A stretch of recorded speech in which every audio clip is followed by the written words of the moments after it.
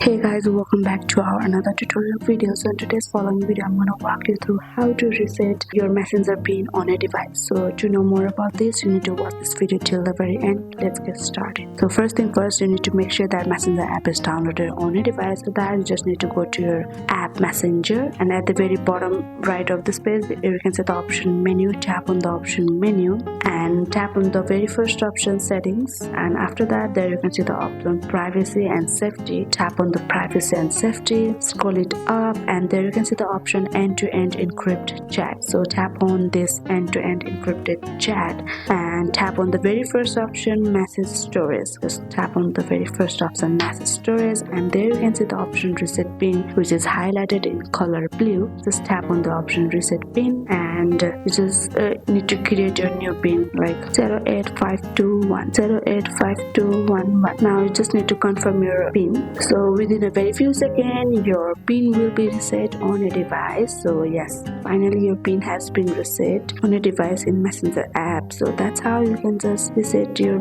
pin very easily in the app Messenger. So that's it for today. Hope this video helped you. If this video helped you, do not forget to like, subscribe and hit the bell icon of our channel. Thank you and see you in the next video.